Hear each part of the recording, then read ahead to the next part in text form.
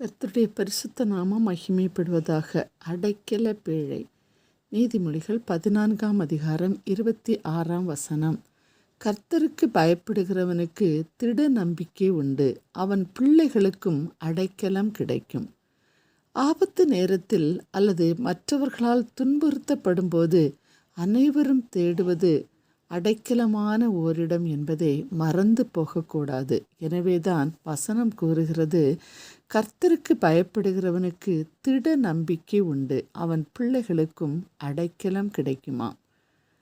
Abraham கர்த்தருக்கு பயப்படும் பயத்தோடு இருந்ததால் 100வது வயதில் பிறந்த குழந்தையை பலி செலுத்த ஆண்டவர் கூறும்போது கொஞ்சமும் தயங்காமல், யாரிடமும் கூறி புலம்பாமல், ஆண்டவர் நிச்சயம் என் மகனை என்னிடம் திரும்ப தருவார் என்ற நம்பிக்கையோடு, விசுவாசத்தோடு, பயத்தோடு மோரியா மலையில் பலியிட கொண்டு செல்வதை வேத புத்தகத்தில் வாசிக்கிறோம்.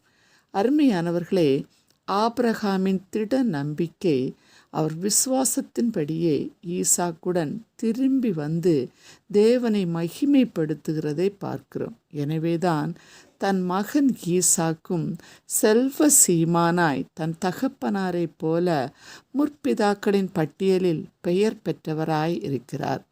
பஞ்ச காலத்தில் விதை விதைத்த போது 100 மடங்கு ஆசீர்வாதம் பெற்றுக்கொண்டார். காரணம், தன் தகப்பன் ஆராதிக்கும் ஆண்டவரை அடைக்கலமாக கொண்டிருந்தார்.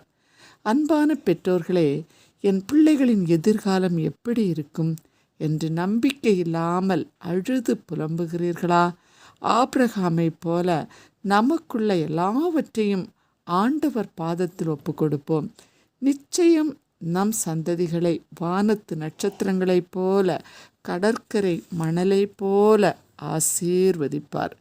உம்மில் அடைக்கலம் புகுவோர் யாவரும் சந்தோஷித்து எந்நாளும் கெம்பீரிப்பார்களாக. நீர் அவர்களை காப்பாற்றுவீர், உம்முடைய நாமத்தை நேசிக்கிறவர்கள் உம்மில் களி கூறுவார்களாக என்று வேதவசனம் அருமையாக கூறுகிறது. ஆண்டவரின் அடைக்கலத்தில் களி கூற நம்மையும் நம் குடும்பத்தையும் ஒப்பு கொடுத்து ஜெபிப்போமா? ஜெபிப்போம்.